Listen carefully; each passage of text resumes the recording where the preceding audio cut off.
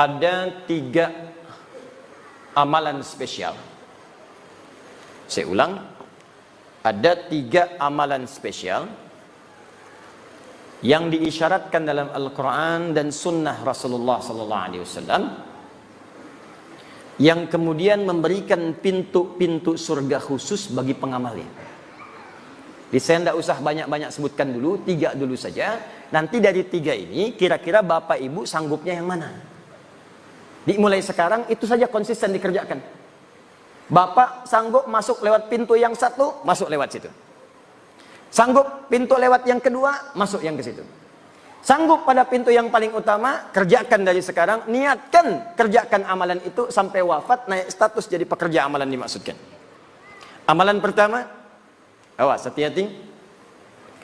Amalan ini terkait dengan amalan yang dikerjakan khusus di waktu malam saja. Jadi kalau sudah siang, amalannya tidak ada. Awas hati-hati. Amalan ini hanya dikerjakan di waktu malam saja. Kalau sudah siang, maka amalannya sudah tidak berlaku lagi.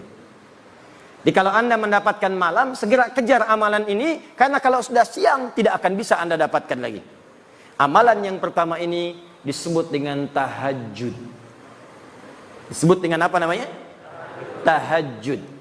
Inna fil jannati baban yuqalu tahajjud. Sungguh di surga itu ada satu pintu nanti disebut dengan pintu tahajud, yang hanya masuk ke situ orang-orang yang rajin tahajud.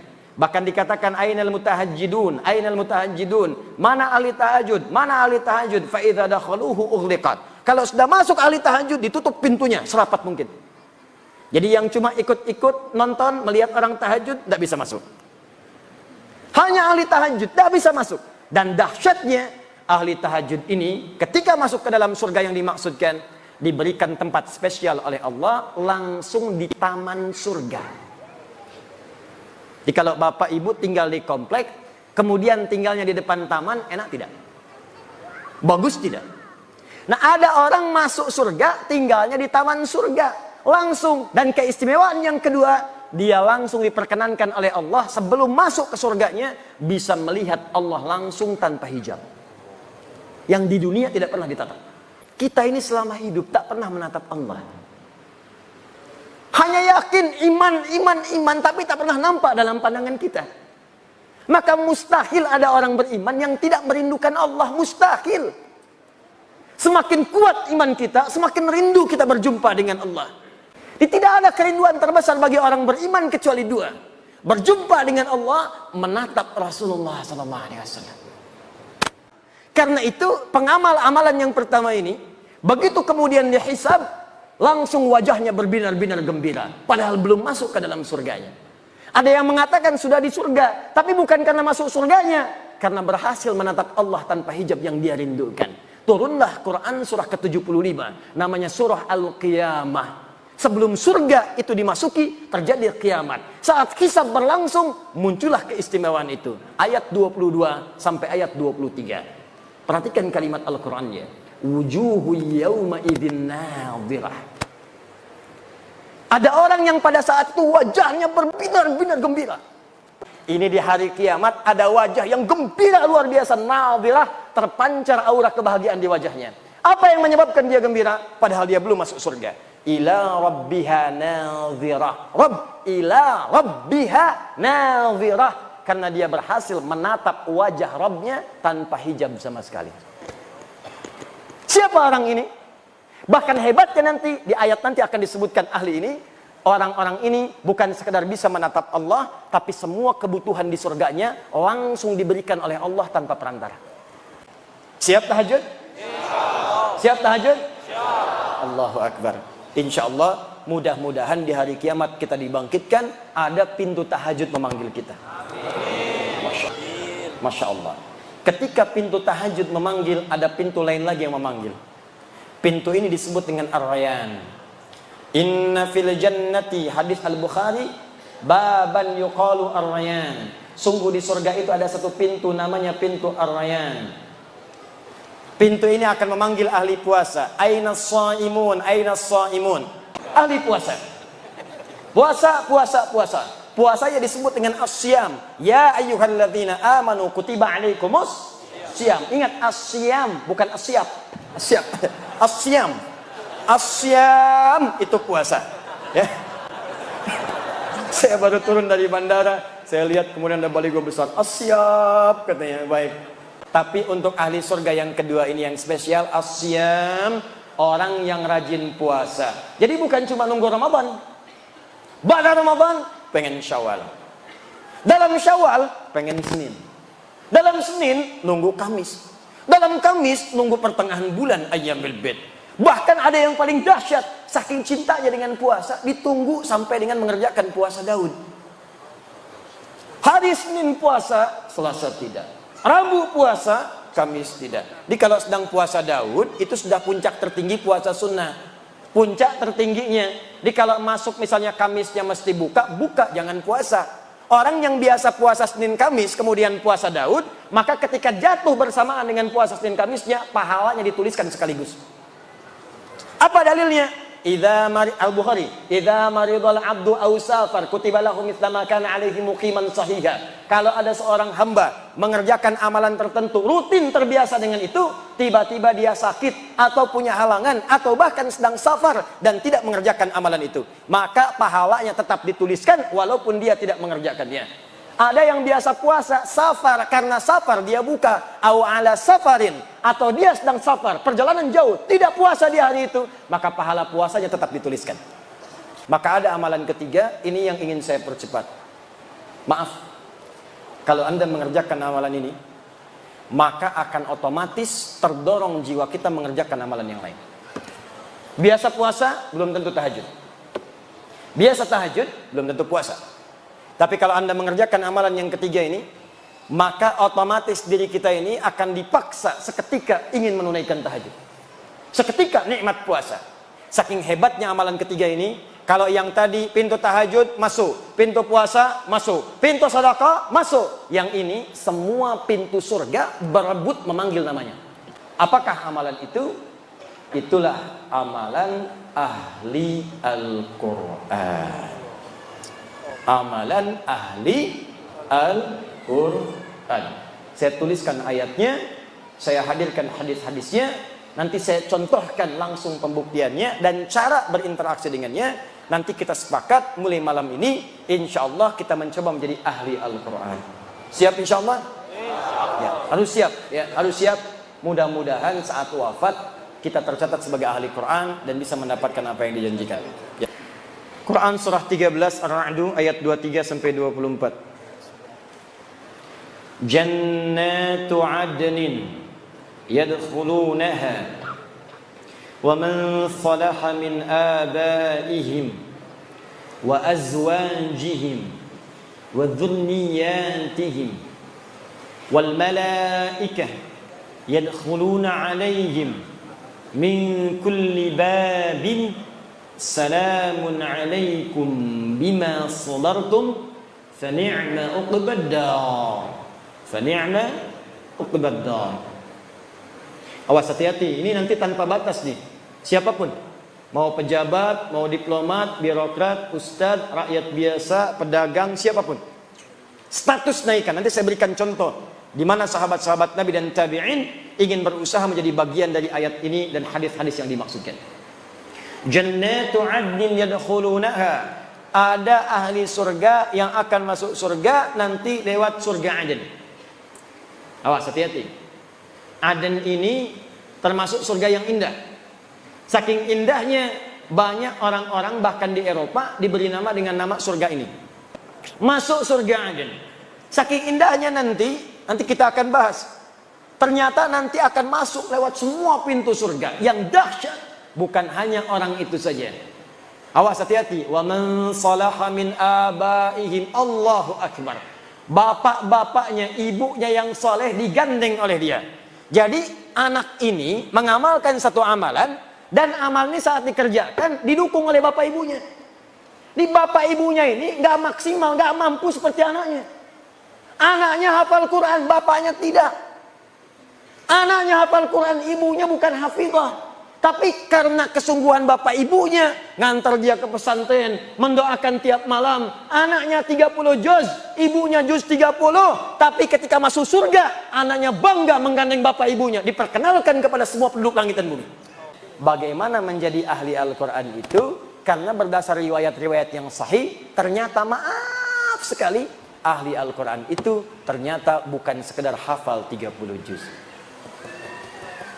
Ada hafal 30 juz, tapi disebut bukan ahli Al-Quran. Yang menyampaikan itu langsung sahabat Nabi, Abdullah bin Amr bin As. Awas hati, nanti saya sampaikan kisahnya. Ada yang hafal cuma satu surat, disebut ahli Al-Quran. Tapi yang paling hebat, hafal 30 juz, dan itu disebut dengan ahli Al-Quran. Nah, pertanyaannya, siapa ahli Al-Quran itu? Bagaimana cara mengamalkannya? Itu yang terakhir kita bahas. Nanti yang terakhir, paling akhir, saya tunjukkan bagaimana mengamalkan apa yang telah kita ikhtiarkan, bagaimana kemudian wafat menjadi ahli Al-Quran insyaAllah. Ini bagian terakhir pembahasan saya. Siap insyaAllah? Ya. Baik. Sebelum saya buka pembahasannya, yang tadi itulah yang terbaik di antara amalan-amalan yang lain. Sebab ahli Al-Quran itu kalau sudah rajin dengan Qurannya, dia pasti tahajud. Karena itu perintah tahajud, kemudian disandingkan dengan bacaan Quran. Dalilnya Quran, surah 73, ayat ke-20. Ya, setelah Allah mengatakan bangun malam, tunaikan tahajud, maka dibuka dengan kalimat faqra'u ma tayassara minal Qur'an. Dalam tahajud itulah baca Quran yang biasa engkau bacakan. Yang ringan-ringan baca. Yuk kita kembalikan. Khairukum man ta'allamal Qur'ana wa 'allama. Nabi menyampaikan yang terbaik di antara kalian dari sekian hamba yang saleh, dari sekian hamba-hamba yang hidup di bumi adalah orang yang mau belajar Al-Quran dan mengamalkan apa yang telah ia pelajari itu. Hadis ini, kata para ulama, mengandung dua hal sekaligus. Pertama adalah mempelajari Al-Qurannya, kedua adalah mengamalkannya. Dalam mengamalkan pelajaran Al-Quran ini, ada 3 jenis yang bisa kita lakukan. 3 ini yang menjadikan seseorang disebut sebagai ahli Quran. Jadi kalau bapak ibu ingin jadi ahli Al-Quran, maka caranya ada 3. Ada berapa? 3. Saya ulang. Caranya ada 3. 1. Ada yang disebut ahli Quran, ahli qiraat. Ahli Quran, ahli qiraat. Yang senang membaca. Baca. Qiraat. Jamaknya qiraat. Jadi untuk menghafal, Allah berikan kemudahan. Tapi dia senangnya baca. Sehingga karena senang baca ini, konsentrasi kehafalannya agak berkurang. Mungkin hafalnya cuma 1 surat, Al-Baqarah saja misal. Atau hafalnya 1 surat, Al-Ikhlas saja. Ada di antara sahabat Nabi yang kalau baca surat dalam sholat, saking ikhlas ya sholatnya, yang dibaca cuma Al-Ikhlas saja. Al-Ikhlas terus, kul wallahu ahad, sampai diadukan oleh sahabat yang lainnya. Ini hadis sahih, nyata. Ketika diadukan pada Nabi, ya Rasulullah, si fulan kau bacanya itu melulu. Jadi imam, Al-Ikhlas. Jadi imam, Al-Ikhlas. Sampai makmumnya pun sudah paham. Begitu mau sholat, pasti Al-Ikhlas. Ghairil maghdubi alaihim waladdallin. Al-Ikhlas. Diadukan pada Nabi, ya Rasulullah, si fulan bacanya Al-Ikhlas terus. Dipanggil oleh Nabi, ya fulan, kamu diadukan oleh kawan-kawanmu, kenapa baca Al-Ikhlas terus? Kata sahabat ini, ya Rasulullah, ana uhibbullah ta'ala, saya mencintai Allah. Saking cintanya dengan Allah, saya senang baca surat Al-Ikhlas karena kecintaannya kepada Allah. Masya Allah. Ahlullahi wa khasatuh. Kalimat itulah yang memasukkan dia dalam keluarga, barisan-barisan yang dicintai oleh Allah dan dikhususkan oleh Allah Subhanahu wa taala. Kata Nabi, teruskan. Bayangkan. Dia ada orang yang ahli Quran, hafalnya mungkin sedikit, 1 surah, 2 surah, tapi kecintaannya pada Al-Quran menjadikan dia rajin baca. Masya Allah, baca seperti Ramadan kemarin. Ya, one day one juz, semalam sehari 1 juz. Ya, besoknya 1 juz lagi, sebulan 30 juz. Allahu Akbar, baca. Al-Imam Asy-Syafi'i hari-hari biasa 1 hari 30 juz. Ramadan setiap hari 2 juz. Siang 1 juz, malam 1 juz. 30 hari 60 juz. 60 juz, emang ada? 60 kali khatam. 60 kali khatam. Anda bayangkan. Nah, membaca ini nanti mengantarkan pada kemuliaan yang kedua. Kedua, ada ahli Quran, rajin mengkaji Al-Quran. Bacanya sedikit. Nggak seperti yang lain, 1 juz sehari. Dia ini sehari paling banyak 10 ayat. Tadi masih ingat hadis khairukum man ta'allamal Qur'ana wa 'allama. Diriwayatkan oleh Abu Abdurrahman As-Sulami dari Ali bin Abi Thalib radhiyallahu taala anhu dari Nabi sallallahu alaihi wasallam. Kata Abu Abdurrahman As-Sulami, perhatikan, akhadtul Qur'ana an qaumin. Saya belajar Quran dari kaum, sekelompok orang. Siapa orang yang dimaksud? Sahabat. Karena belajarnya langsung dari sahabat. Ini menunjukkan belajar Al-Quran itu mesti ada guru. Belajarnya bukan 1-2 orang, belajar. Begitu belajar, kata beliau, wallahi demi Allah ketika belajar itu kami tidak belajar banyak, paling banyak baca 10 ayat. Walam natajawaz anha, dan tidak pernah kami melewati 10 ayat itu illa annaquma bi'amaliha, kecuali kami mengamalkan dulu apa yang telah kami pelajari. Dibacanya nggak banyak. Alif lam mim sampai wa ulaika humul muflihun. 5 ayat, tapi orang ini tafsirnya dibuka. Oh, ada orang bahagia hidupnya. Oh, ada orang yang diberi petunjuk oleh Allah. Siapa orang ini? Rajin sholat, rajin infak, rajin baca Al-Quran. Paham dia artinya, paham maknanya, maka dia kerjakan saat itu. Dia keluarkan semua jenis sholat, fardunya, sunnahnya, rawatibnya, duhanya, sholat wudhunya, sholat syuruknya, keluarkan, dan dia berusaha menunaikannya. Infak dia kejar. Apa saja jenis infak? Ada 5. Quran surah kedua ayat 215. Wa yas'alunaka madza yunfiqun, kepada siapa kamu mesti berinfak? Qul ma anfaqtum min khair, katakan kalau mau infak berikan yang baik-baik. Lil walidain, pertama orang tua. Wal aqrabin, keluarga terdekat. Wal yatama, anak yatim. Wal masakin, orang miskin. Wabis sabil, orang yang kekurangan bekal. Kejar oleh dia. Ke orang tua, kerja. Begitu dapat kemudian gaji, telepon orang tua, mama, hari ini aku punya hadiah spesial. Apa itu nak? Tunggu saja. Begitu datang, dibungkuslah sebuah hal yang sangat diinginkan oleh ibundanya. Dituliskan kemudian di atasnya, terima kasih mama telah mengandung saya, bersabar merawat saya, memberikan ASI untuk saya. Ini gaji pertama saya berikan untuk mama. Walaupun belum bisa memberikan apa-apa, semoga dengan ini doa Anda mengantarkan kita ke surga. Dibuka. Masya Allah. Begitu dibuka, handphone terbaru. Bukan. Dipeluk anaknya. Nah, bukan karena handphonenya, tapi karena cintamu kepada mama. Mama ridho dengan engkau. Ini ambil aja handphonenya. Yang penting engkau mencintai mama. Sudah cukup mendoakan kita untuk ke surga. Berpelukan keduanya, mengalir air matanya, dan hadirlah di situ nilai-nilai kemuliaan. Itulah infak terindah. Bacanya cuma 5 ayat, tapi ngamalkannya yang luar biasa. Makanya banyak sahabat yang hafal Quran itu puluhan tahun. Umar bin Khattab radhiyallahu taala anhu 20 tahun. Ada yang 40 tahun. Abu Abdurrahman As-Sulami itu 40 tahun. Padahal beliau pebisnis. Masya Allah, jualan, dagang, macam-macam. Ketika mendengar hadis Nabi tadi, khairukum man ta'allama al-Qur'ana wa 'allamah. Kalau kamu pengen jadi orang hebat, maka mendekat kepada Al-Quran. Maka beliau sambil berusaha tadi menjadi ahli Quran. Belajar Quran, baca, amalkan. Sampai mengatakan, tidak pernah ada yang menempatkan saya pada status yang terbaik saat ini, kecuali hadis tadi. Maka ayo, kalau tidak sempat punya banyak waktu baca 1 juz per hari, setidaknya baca 1 ayat, lihat tafsirnya, amalkan isinya. Maka Anda masuk golongan yang kedua. Hati-hati, kata Amr bin As radhiyallahu taala anhu, perhatikan kalimatnya. Aku dapati di era Nabi banyak orang yang cuma hafal 1 surat tapi mengamalkan isinya dengan sepenuh jiwanya. Tapi nanti aku prediksikan di masa kini yang akan datang akan banyak orang hafal 30 juz saking mudahnya seperti meminum air.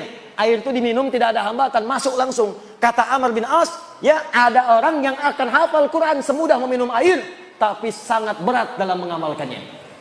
30 juz hafal, tanya halaman, tanya ayat, tanya nomor, tanya posisi, hafal semua, tapi mengamalkannya begitu berat.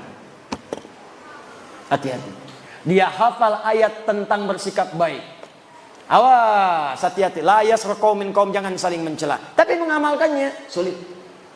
Dia hafal ayat jangan berselisih, wala tafarraqu, hafal ayatnya, tapi mengamalkannya sulit.